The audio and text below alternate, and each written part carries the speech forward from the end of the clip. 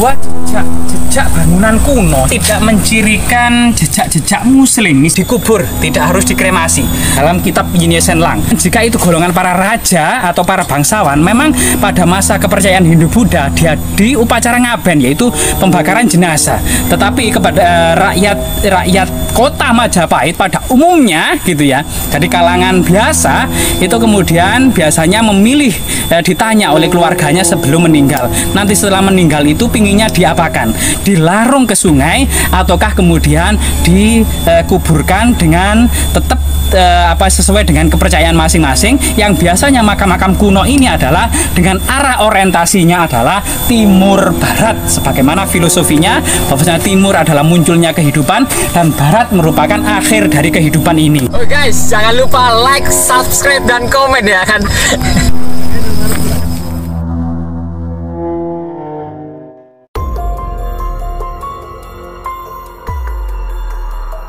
Sebuah jejak bangunan kuno, yaitu penuh dengan batu bata era Majapahit, tepatnya di makam umum Dusun Belo, Desa Belo, Kecamatan Trowulan, Kabupaten Mojokerto, Jawa Timur. Tepat di pinggir sungai. Sungai yang selalu mengalir ini tentu merupakan kebutuhan air pada masa Majapahit. Air karena merupakan bagaimana kemudian sungai-sungai ini sangat syarat sekali dimanfaatkan, baik itu untuk kemudian mencuci, mandi, kemudian kebutuhan sehari-hari, akan kemudian untuk minum-minuman hewan-hewan piaraan, itu memang sangat berkaitan dengan sungai. Dan tepat di pinggir sungai ini adalah yang saat ini menjadi makam umum ini, penuh dengan batu bata kuno, termasuk adanya coba ini, coba batu bata kuno ini. Batu bata kuno itu tergeletak. Jadi batu bata kuno itu berserak di mana-mana. Bahkan yang sangat aneh sekali, memang ini ada makam kuno, dan makam kuno itu tidak seperti biasanya. Yang biasanya kalau makam muslim itu memang membujur dari selatan ke utara, tetapi di sini ada 7 buah makam yang membujur ke arah timur barat. Dan di sini kemudian masih kemudian menimbulkan perdebatan ya di antara para ahli. Apakah ini memang makam muslim ataukah memang makam aliran-aliran tertentu yang tidak ada hubungannya dengan muslim pada masa Majapahit, ataukah kemudian juga makam-makam baru yang menggunakan struktur lama. Mari kita telusuri bersama-sama. Batu bata kuno di makam ini itu pernah menjadi lantai di situs ini. Jadi pernah menjadi lantai semacam ke sana gitu ya. Ini menggunakan batu bata kuno yang digunakan sebagai lantai.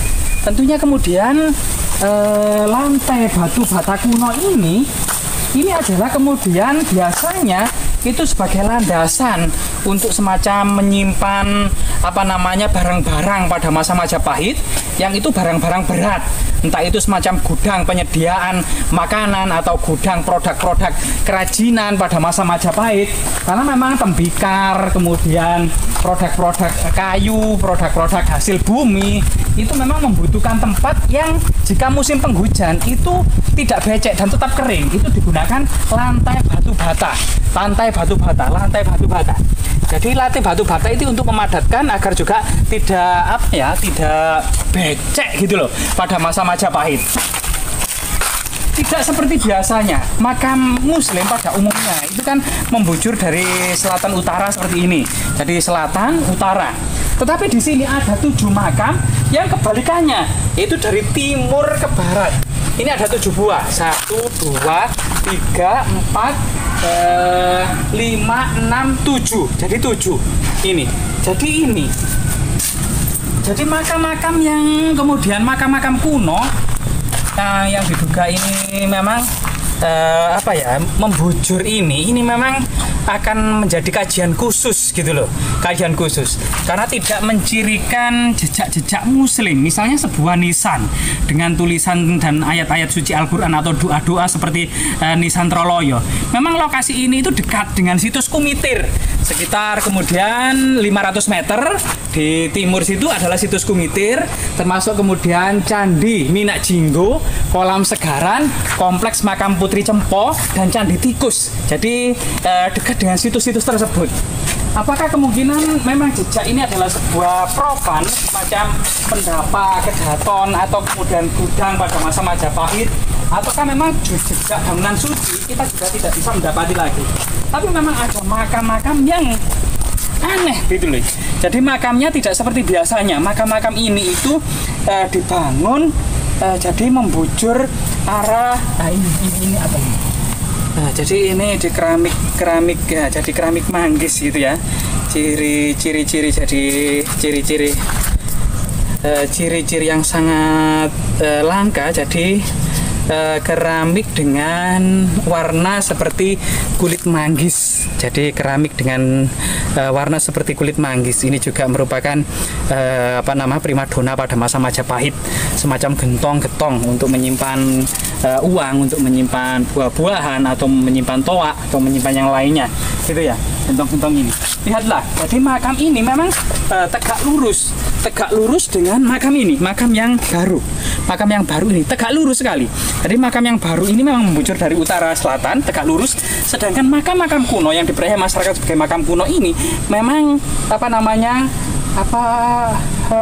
dari arah ke timur barat. Dari segi ukuran juga tidak mencerminkan makam-makam kuno era peralihan, karena makam-makam kuno terutama pada masa Majapahit itu panjang-panjang sekali. Jadi panjang sekali makam-makam kuno. Tapi di sini itu ukurannya itu sedang. Disinilah kemudian menimbulkan sangat-sangat misteri. Di sisi yang lain gitu ya, dalam kepercayaan agama Hindu Buddha yang biasanya kemudian para bangsawan ini kemudian upacara ngaben atau dikremasi, yaitu dibakar dalam upacara ngaben. Ini adalah kebiasaan agama Hindu dan Buddha. Saat ini masih berlangsung di Pulau Bali. Tetapi kemudian seiring dengan dinamika waktu, masyarakat Jawa ini sudah beralih ke Islam, itu kemudian mengenal teknik kemudian penguburan, tidak lagi dikremasi. Tetapi keberadaan makam dengan arah timur barat ini kemudian menjadi pertanyaan besar, sehingga kemudian ada beberapa alternatif jawaban untuk menyibak misteri dari makam-makam ini. Yang satunya tadi yang mana? Makam yang satu di sana ya, Mbak ya. Jadi makam untuk menyibak misteri makam ini. Nah ini coba kita lihat. Nah, coba kita kaji satu persatu. Jadi makam kuno ini sebagaimana kemudian makam Troloyo dibuat kemudian sebuah jirat itu bertingkat. Jadi bertingkat sampai kemudian ke jirat ketiga ini. Kemudian posisi nisan juga masih menggunakan batu bata. Tidak seperti kemudian nisan-nisan Islam awal seperti di Troloyo dan makam-makam para wali. Di sini juga makam-makam ini tidak ditinggikan. Jadi posisinya itu sama dengan makam-makam yang modern. Tapi jika digali, apakah kedalamannya juga struktur batu bata ini sampai dalam, kita juga tidak mengetahui.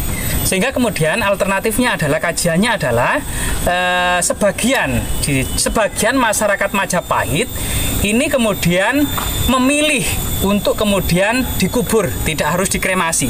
Karena kemudian dalam catatan Mahuan Yin Yesan Lang itu memang ada beberapa alternatif penduduk asli Majapahit.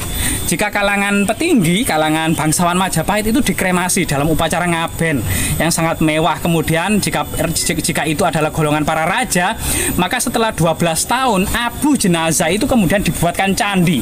Jadi ciri-ciri candi yang ada di Jawa Timur itu adalah tempat untuk menaruh abu jenazah dengan arca pendarmaan dari seorang raja tersebut. Setelah 12 tahun raja tersebut dikremasi atau mangkat. Jadi kemudian atau muksa ya. Jadi itu abunya kemudian ditaruh di candi.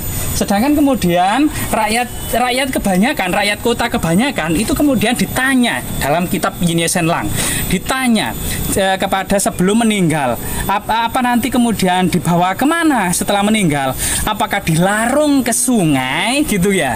Ataukah kemudian dikubur? Jadi ada alternatif itu.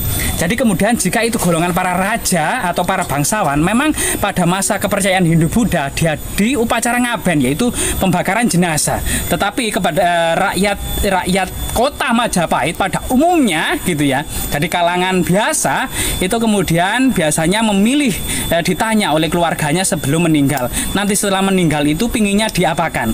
Dilarung ke sungai ataukah kemudian dikuburkan dengan tetap sesuai dengan kepercayaan masing-masing. Yang biasanya makam-makam kuno ini adalah dengan arah orientasinya adalah timur barat, sebagaimana filosofinya bahwasanya timur adalah muncul munculnya kehidupan dan barat merupakan akhir dari kehidupan ini. Itulah kemudian beberapa coba kajian tentang situs makam aneh yang ada di Dusun Belo, Desa Belo, Kecamatan Trowulan, Kabupaten Mojokerto, Jawa Timur ini.